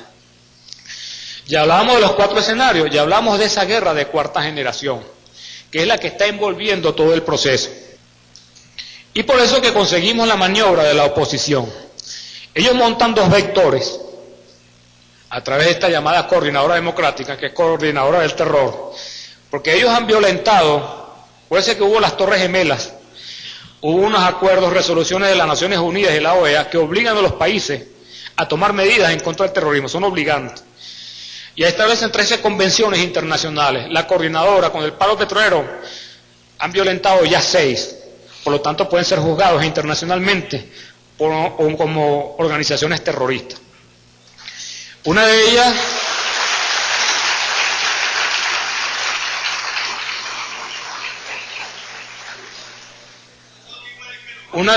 es una convención que habla sobre la protección o las personas protegidas internacionalmente. Y esa convención habla y explica directamente, dice que son protegidos internacionalmente cualquier jefe de Estado legítimamente establecido dentro de un contexto constitucional. Solamente ya por ahí la dejo uno. Ellos pretenden crear un clima, ya el mundo lo sabe porque lo hemos vivido, eso está montado antes del paro. Es crear una crisis artificial, una escasez de recursos, y tenían dos vectores preparados adicionalmente, una maniobra externa, con PDVSA y las Fuerzas Armadas. El problema de ellos habían planteado un conjunto de operaciones, que puedo decirlo aquí, su fracaso radica en que no convergen, sino paralelas, y pretenden hacerlas converger ahorita, precisamente con el referendo consultivo. Y es por eso que ellos emplean a PDVSA. Y es por eso que se produce dentro de esta guerra, la guerra es la articulación desde el punto de vista militar de batallas. Una guerra puede tener una o muchas batallas, hay una batalla decisiva y otras no. Y combates también. Dentro de la batalla, de la guerra en Venezuela, la batalla energética por el petróleo es una de ellas. La otra es la financiera del sistema económico. Y es algo que es interesante y los analistas internacionales lo han llegado a ver. La batalla ahorita de PDVSA es entre dos organizaciones. Es por eso que ustedes ven el ataque a la Fuerza Armada, los llamados a desobediencia de la Fuerza Armada, pero también ven a los generales, a las tropas y a los soldados llevando combustible a donde tienen que llevarlo, garantizando que la operación y funcionamiento de la empresa vaya adelante. Y es por ello que hablan de fracaso y nos damos cuenta que más de la mitad de las personas en PDVSA están sobrando. Cuando uno va a los edificios de la campiña están casi vacíos. Entonces quiere decir que no hacían falta esa gente aquí. Ellos lo que pretenden es restituir al viejo régimen. Y por eso tiran estas dos líneas paralelas externas para generar violencia selectiva y o generalizada a fin de deslegitimar al gobierno por una parte para justificar un golpe de Estado con apoyo internacional de la Organización de Naciones Unidas y de Estados americanos. Pero no han podido y Dios mediante no van a poder tampoco.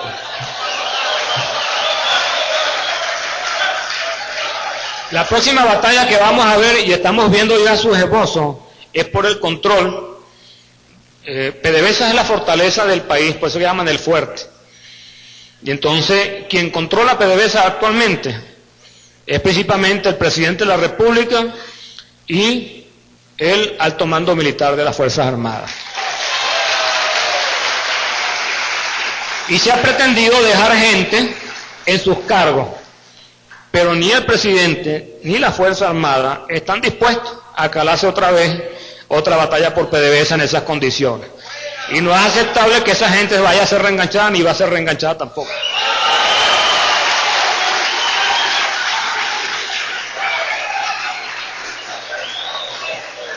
La próxima batalla es por el control de la fortaleza del sistema financiero, que no es otra cosa que el Banco Central de Venezuela. Y es por eso que están viendo ustedes cómo medianamente comienza a tocarse la crisis de los bancos. Y es por eso que los bancos pretenden secuestrar la economía del Estado. Porque ¿qué es lo que hizo la maniobra de la oposición? La oposición secuestró a un país completo y le puso en la sien al país una pistola para decirle al presidente, o renuncia o matamos a la gente. Esos son los venezolanos que tenemos. Y así fue en la guerra de independencia. Las tropas realistas eran del propio Venezuela, no eran españoles en su mayor parte.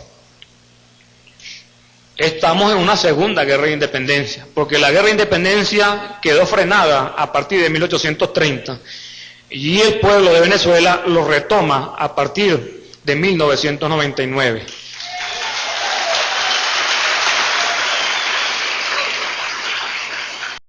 Ideacional a nivel societal, parcialmente librado a través de sistemas de comunicación e información interconectada.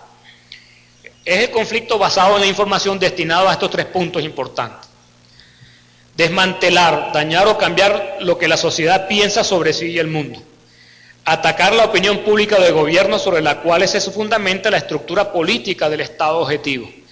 Y usar todas las redes disponibles para dirigir el mensaje hacia una audiencia específica. ¿Cuáles son los factores del poder que dominan el mundo? Son estos que están aquí, por favor. Este es el llamado consorcio. Muchos lo llaman el establishment. Y es un grupo de 13 personas de las cuales hemos detectado esas que ustedes ven ahí nada más. Tienen característica común que tienen lazos o nexos familiares. El rey de España, Juan Carlos de Bombor y Battenberg, es primo de la reina Isabel de Inglaterra, pero es primo también del presidente Bush viejo de los Estados Unidos. La familia Bush se instaló en los Estados Unidos a mediados del siglo XIX como parte de ese proceso de expansión. El señor que ustedes ven a la izquierda, David Rockefeller, es el dueño del Chase Manhattan Bank, que ahora se ha fusionado con el JP Morgan, y controla también la Standard Oil. La Standard Oil es la casa matriz de las petroleras llamadas las Siete Hermanas. El señor que está a la izquierda, de bigote y barba, es el señor Philip Rothschild. La familia Rothschild controla el mercado internacional del oro desde 1919 y son los dueños también de la Royal Dutch Shell, de la Shell principalmente. Los dos señores que están al extremo izquierdo abajo, la familia Bronfman, el viejo abajo y el hijo arriba, manejan el mercado, la industria del entretenimiento mundial. Son los dueños de todos los estudios cinematográficos del mundo, a través de una empresa llamada Vivendi Universal. La cadena Turner, CNN, a través de Time Warner y todo eso, pertenece a esta familia. Y ellos también controlan la prostitución y el mercado del narcotráfico. Ellos manejan el entretenimiento dentro del consorcio. El señor Edgar Bronfman Jr., el de la chivita, lo casaron con la hija de un presidente de PDVSA en 1994. Él está casado con la hija de Frank Alcock, llamada Clarissa Alcock. Y su boda fue muy comentada porque se hablaron de las famosas colitas de PDVSA en los aviones para trasladar los invitados de Estados Unidos acá y acá a Estados Unidos, porque el matrimonio se hizo por el rito judío. Y aquí yo no tengo nada en contra de los judíos en sí, pero evidentemente que esto forma parte de una maraña donde ciertas corrientes del movimiento sionista internacional son los que conforman esta maraña, porque todas estas familias que están acá, acuérdense lo siguiente, estamos hablando de monarquías, y el principio de establecimiento de la monarquía se basan en que por ser hijos descendientes del rey David, tienen el derecho divino de gobernar al mundo. Y la Iglesia Católica sirvió de instrumento, principalmente el Vaticano, para tapar esta realidad al mundo y para tratar de manipularla, porque el Vaticano es un poder, no así lo que se llama la religión católica, que es otra cosa. Simplemente estamos hablando de instrumentos de dominio. El servicio de inteligencia del Vaticano se conoce bajo el nombre del Santo Oficio. Y acuérdense que el Santo Oficio es el mecanismo de la Inquisición durante las persecuciones, precisamente en la época del Renacimiento y previos a la Revolución Francesa. El señor James Wolfenson es el presidente del Banco Mundial. El jefe de Estado Mayor es el señor, que es Sir también, Henry Kissinger. El que está al lado izquierdo de él fue el primer ministro del Canadá, Sir Brian Mulroney, porque la familia Bronfman y parte del consorcio parte su centro de operaciones del Canadá.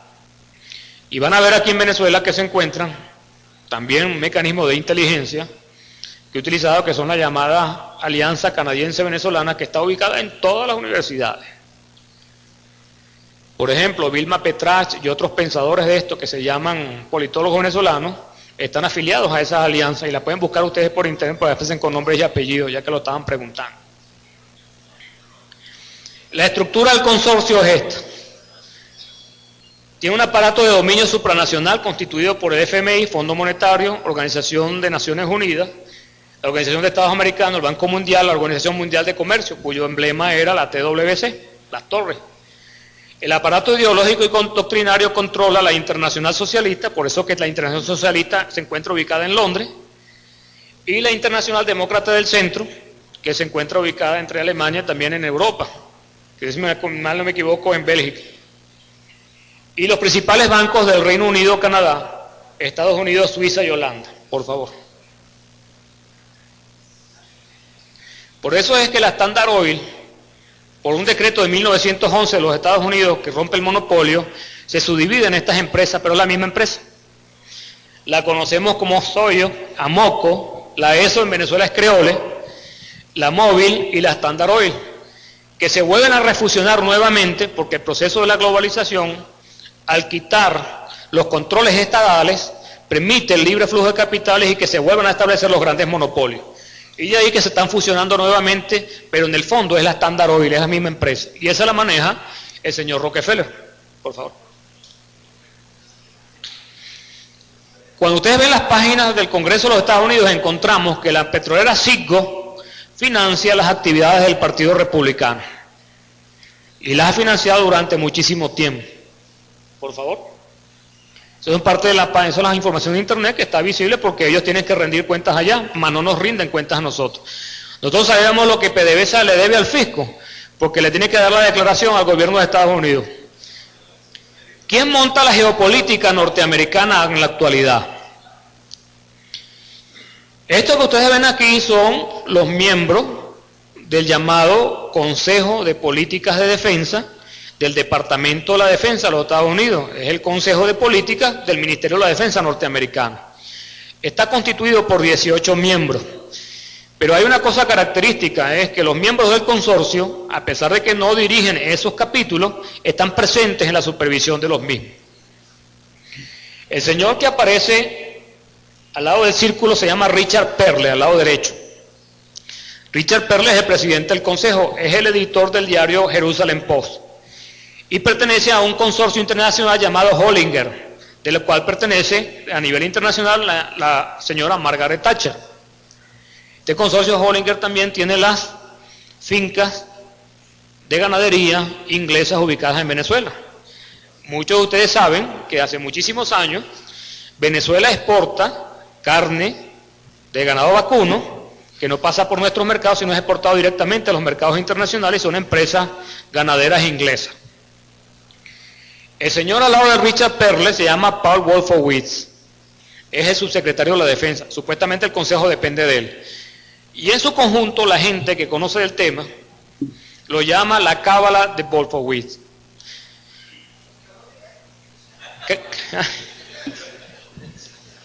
Henry Kissinger, Zbigniew Brzezinski y Samuel Huntington son parte de los creadores de una tesis que es el llamado choque de civilizaciones.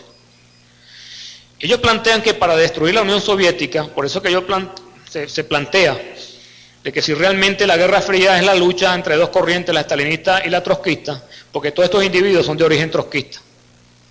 Acuérdense que ellos son de origen, son gente proveniente de Europa, del centro, cuando emigran hacia los Estados Unidos. El choque de civilizaciones ellos plantean de que para destruir la Unión Soviética hay que minarle los países islámicos con elementos fundamentalistas, reaccionarios y terroristas. Y se los inyectan no a las monarquías islámicas, se los inyectan a los países que son repúblicas, que son pro-occidentales y que al no tener apoyo de los Estados Unidos recurrieron a la Unión Soviética para poder sobrevivir a esos conceptos.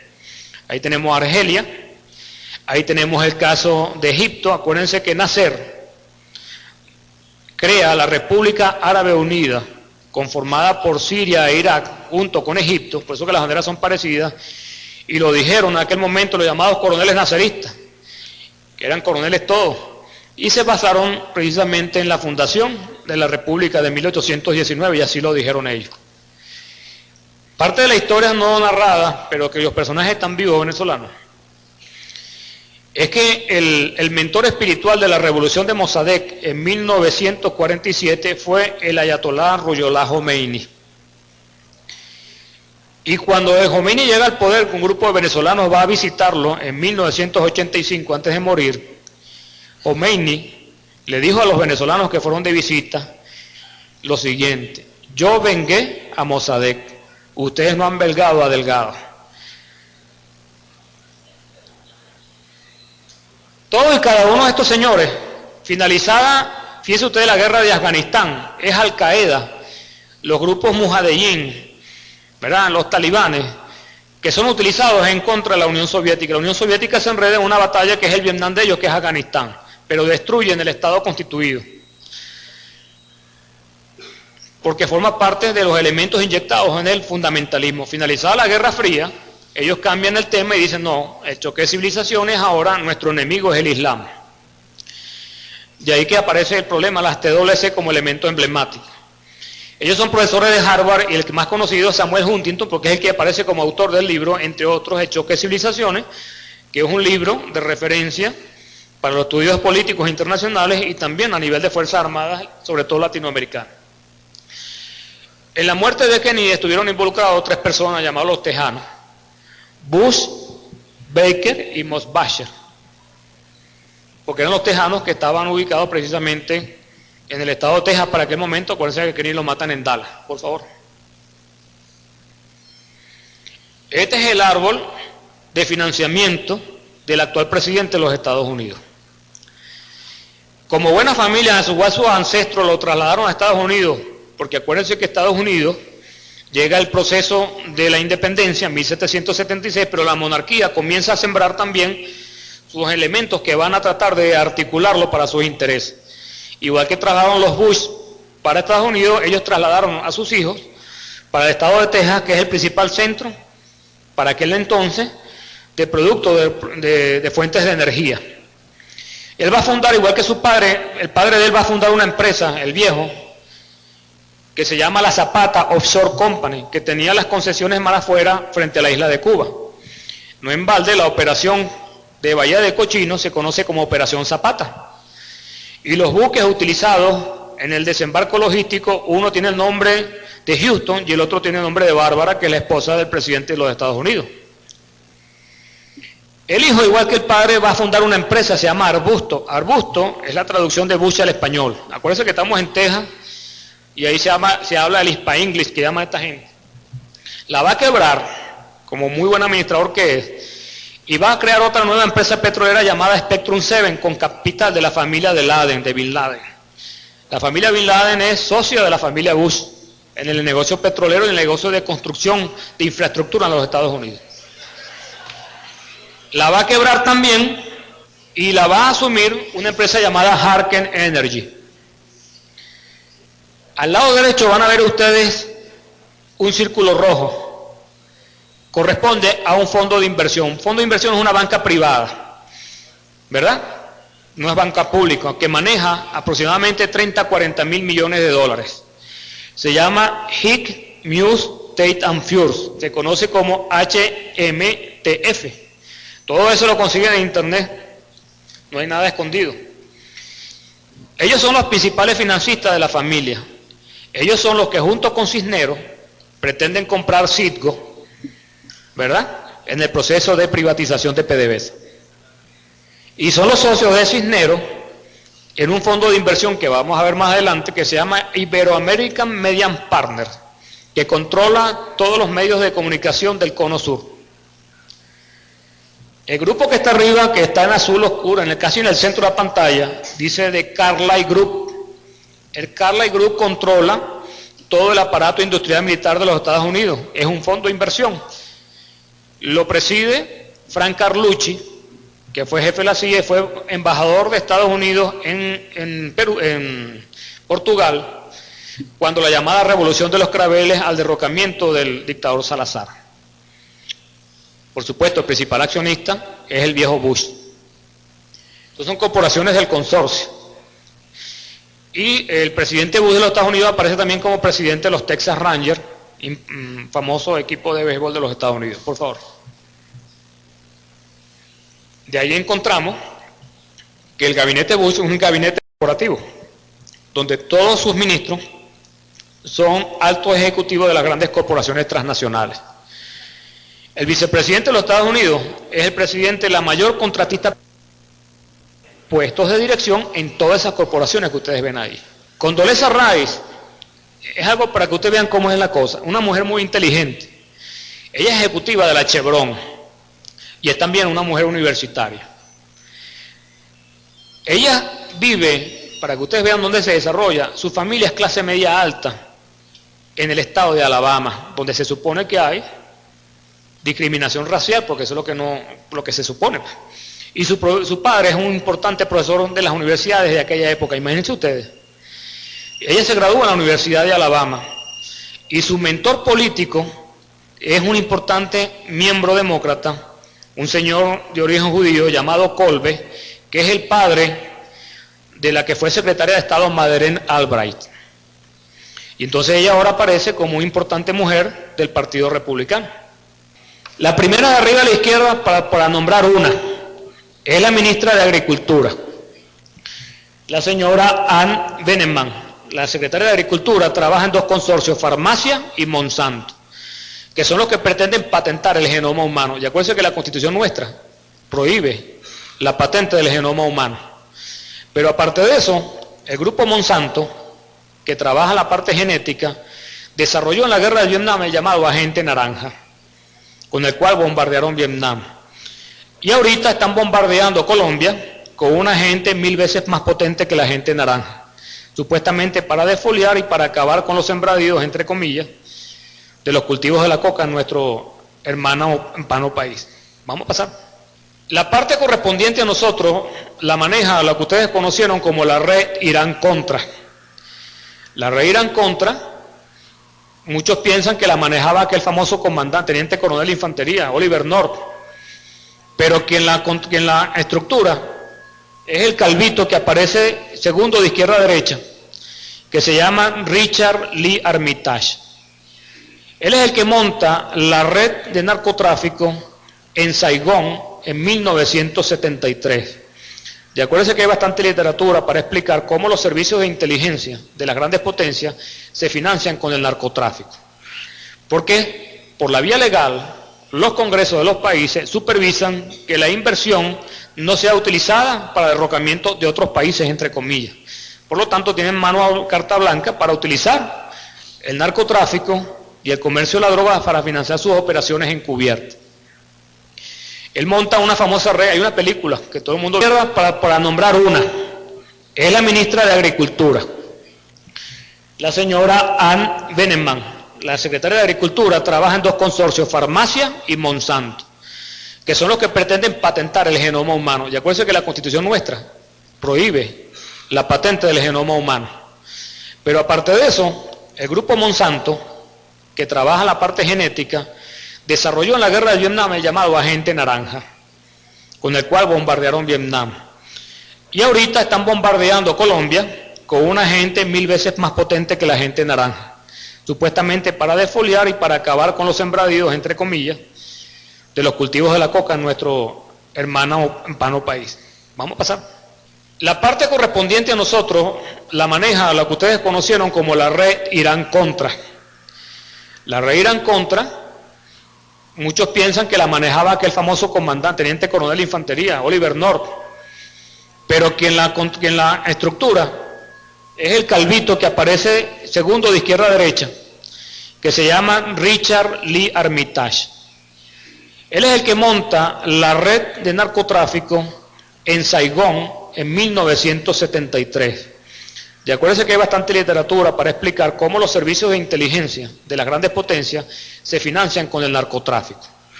Porque por la vía legal, los congresos de los países supervisan que la inversión no sea utilizada para derrocamiento de otros países, entre comillas.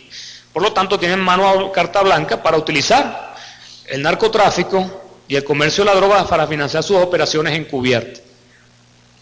Él monta una famosa red, hay una película que todo el mundo vio en algún momento que se llama Air America, donde se utilizaban los aviones C-123 para llevar armas y drogas. La caída de Saigón en el 75 lo lleva a que él vaya a Irán. Y a la caída de Irán, por supuesto, él va a Centroamérica. Y es el padre de la criatura que va a ser utilizada en contra de la revolución sandinista. Hay una importante empresa de transporte petrolero que la tiene el padre, que es de un amigo, compañero de la Armada del presidente Bush de los Estados Unidos en la Segunda Guerra Mundial, que es una empresa de asfalto. Esa empresa de asfalto y de transporte de combustible es una empresa que hace traslados de combustible y asfalto de Venezuela hacia otros países del mundo. De esa empresa es socio Otto Reitz también. Ya cosa que se está descubriendo ahora es el siguiente. Ustedes saben que los convenios para abastecer de combustible en los países hermanos de Centroamérica, que son convenios bien estructurados desde el punto de vista porque es una forma de hacer presencia también, para no hablar desde el punto de vista geopolítico. De aquí salen los combustibles completos para esos países. Y los países pagan completo. Pero estos señores no entregan todo el combustible, sino que lo llevan al mercado después y al mercado negro. Y están estafando a nuestros países hermanos de Santo Domingo y Costa Rica, que nosotros nos pagan completo, pero ellos están recibiendo la mitad del combustible. Ahí está metido el señor Otto Reich y está metido Carlos Andrés Pérez también, como parte colateral del problema. Siendo su testaferro en Santo Domingo, creo que el ministro de Infraestructura del actual gobierno, o por lo menos lo era. Por eso vemos a un señor llamado Edén Pastora, comandante cero, comandante de la Revolución Sandinista, pero comandante también de la Contrarrevolución, muy parecido a lo que pasó aquí. Y un hombre importante de la red Irán-Contra es el señor Gustavo Cisneros Rendiles, porque el contrabando de drogas se hacía en sus aviones. Y acuérdense que cuando Edén Pastora está gravemente herido, lo trasladan a Caracas con una difusión importante de publicidad a través de un programa de televisión, lo que se llamaba Lo que pasa en el mundo, y lo internan en la clínica metropolitana. Por eso vemos esa alianza de Gustavo Cisneros. Gustavo Cisneros tiene una característica, tiene varios enclaves en los parques nacionales. Lo tiene en el Ávila, en Galipán, y lo tiene en Mérida, en el Páramo, La Culata. Ahí es donde se reúnen parte del proceso conspirativo con importantes agencias de inteligencia norteamericanas. En una finca que algunos conocerán, pero que el testaferro es un señor español que pertenece a los servicios de inteligencia del CSI español. Aparece Luigi Einaudi, segundo de derecha a izquierda, es el segundo de Gavidia. Hay una lámina que yo le mostré ahí que decía que eran los que hicieron la tesis del choque de civilizaciones, y hablé de un tal señor Zbigniew Brzezinski, fue consejero de seguridad del presidente Carter. El presidente Carter, Gavidia, toda esta gente forman parte, son miembros, títeres del consorcio. Y hay documentos de la CIA que prueban, involucran a Edén Pastora, lo que está tachado me imagino que también es parte de donde aparece Cisneros y lo tapan, porque a pesar de que los documentos están visibles ahora en internet, pero se mantienen censurados. Por favor. Hay un importante fondo de inversión de narcotráfico, porque es bueno que ustedes sepan con lo que les estoy diciendo. El financiamiento del proceso de desestabilización en Venezuela son con recursos de narcotráfico y con recursos de la propia PDVSA. El fondo de inversión se llama Violi Byron Partner Holding y Asociados. Maneja aproximadamente 35 mil millones de dólares. La presidente es Violi Macahlan Seve, de origen colombiano, que ella fue una de las responsables por dar los préstamos de Chase Manhattan Bank a América Latina hace 20 años, esos préstamos impagables. Pasa que ella cometió un error en su carrera, que peló por 10 mil millones de dólares. Entonces sale del banco, pero le dan para que de la noche a la mañana, no se sabe cómo, monta un fondo de inversión de 14 mil millones. El señor Peter Romero, que lo ven ustedes, que es la foto que es más oscurecida, fue subsecretario de Estados Unidos para América Latina, y el hombre que atacó muy de frente al presidente Chávez, porque era subsecretario cuando el gobierno del presidente Clinton. Él después sería embajador de Estados Unidos en la ONU hasta la llegada del presidente Bush. Él forma parte, es miembro del gabinete de abogados de Henry Kissinger. Y aparece el consejo asesor Brian Mulroney nuevamente, Martínez de Oz, ministro de Economía argentina, aparece Len Schussman de la empresa Pepsi-Cola, aparece Luis Durán Gómez de una empresa que es mexicana, Rafael Calleja Romero fue presidente de Honduras, James Robinson III, presidente de Coca-Cola. Entonces la gran pregunta, ¿usted ha metido el de Pepsi-Cola, está metido el de Coca-Cola? Cisneros cambia de Pepsi-Cola a Coca-Cola en 24 horas, ¿cómo es eso? ¿Pero qué hay detrás de esto? Detrás de todo esto, porque es lo mismo. Y entonces nos aparece un señor que fue ministro, si no me equivoco, de Fomento, y presidente del Fondo de Inversión del gobierno de Carlos Andrés Pérez II, que es Moisés Naím. Y Moisés Naím es miembro del Banco Mundial. Y Moisés Naím fue nacionalizado venezolano para poder ser ministro. y es el editor de la revista Foreign Policy, una prestigiosa revista de política internacional. El señor Rudolf Homes, que está en el centro de la fotografía, en el centro de la primera línea, fue ministro de Hacienda del presidente Gavidia. Fue el hombre de las privatizaciones en Colombia. Seguimos, y viene la gran pregunta, en la próxima lámina. Seguimos, y entonces vemos que el gabinete es muy parecido al norteamericano. Lo que pasa es que el señor Homes y el otro que está debajo son asesores financieros del presidente Uribe. Y el señor Carlos Castaño Gil, el jefe de los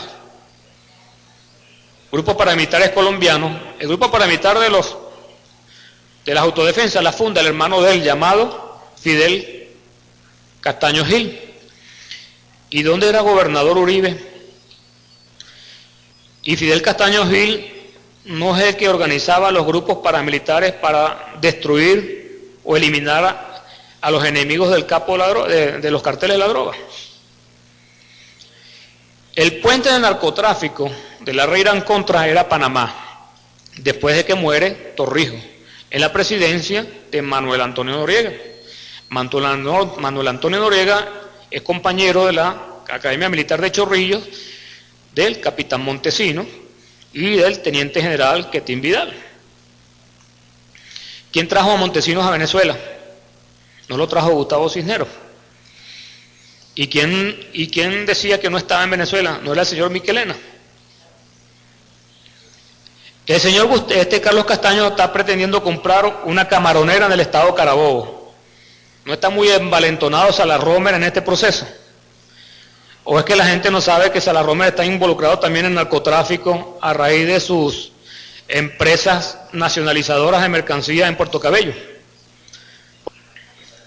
El gabinete es igual. Todo y cada uno de los miembros del gabinete están asociados con las grandes corporaciones del consorcio, por favor. Entonces, ¿cuál es la geopolítica dominante de verdad? Vamos a ver, la anterior.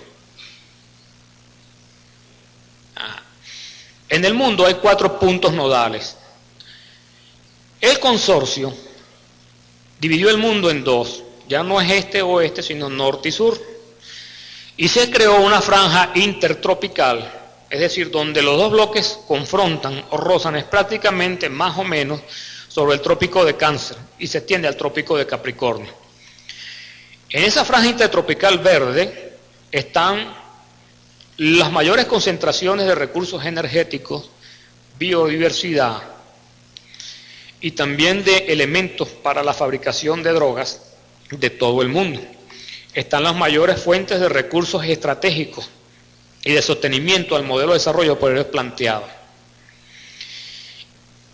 Adicionalmente, encontramos 4 puntos nodales, son los 4 círculos, de derecha a izquierda. El primero es el Triángulo Dorado, donde está Vietnam, Corea, Tailandia. La guerra del Vietnam fue por drogas y fue por energía. La empresa Halliburton, a través de Brown Root, fue la que construyó las instalaciones militares de Estados Unidos en Vietnam. El segundo punto es Afganistán, se llama la Media Luna Dorada. Abarca Irán, Pakistán, Afganistán y abarca los países del Mar Caspio que conformaron la antigua Unión Soviética de origen islámico. ¿Qué se producía en Tailandia o qué se produce en el Triángulo Dorado? ¿Qué tipo de droga se produce? Se produce el opio. ¿Qué se produce en el triángulo, en la Media Luna Dorada? La amapola, que da origen a la heroína. Y algo interesante en el proceso de evolución de este pueblo, de este país nuestro, de toda su población, es que antiguamente el jefe del Estado convocaba al pueblo, y así era. Y el pueblo dijo, el 13 de abril, yo te convoco a ti, y tú vas a estar ahí porque el pueblo decide que tú debes ser el presidente por muchos años más. ¿Va a pasar a la otra? Pues. Ya hablamos de los escenarios, vamos a pasar. Y por eso que como escenario final ellos planteaban Y estamos hablando que eso fue el 7 de marzo, ya teníamos esa información, que en 12, 14 meses, a partir del 7 de marzo pasado, iba a haber una invasión militar. Inclusive en la OTAN se hacen juegos de guerra donde el país está dividido en dos. Un país negro, controlada por un expresidente derrocado, y abarca a todos los países occidentales, controla fuerzas armadas y controla la industria petrolera. Y está afincado principalmente sobre la cordillera de los Andes y el centro-occidente del país. Y el país marrón, que quedó en manos de los otros, ocupa el espacio oriental del país. Y ese juego lo han venido jugando hasta 3 años. Entonces ellos plantean la intervención militar para proteger los intereses de ciudadanos norteamericanos y españoles amenazados por las fuerzas del país negro. Y ellos hablaban de unas fuerzas bolivarianas de liberación, FBL. Y entonces hay que tener mucho cuidado porque hay una manipulación con dos organizaciones, una que es verdadera y otra que es financiada por organismos de inteligencia extranjeros bajo el mismo nombre. Para volver a lo mismo. Seguimos. ¿Qué objetivos tienen los factores del poder? Destruir la identidad indoamericana, escarmentar la tesis nacionalista, garantizarse el acceso irrestricto a importantes fuentes energéticas, consolidar la tesis del globalismo y extender el dominio anglosajón, de la tesis anglo-judeo norteamericana, por 100 años más. Seguimos. Por eso es que hablamos de una guerra de cuarta generación de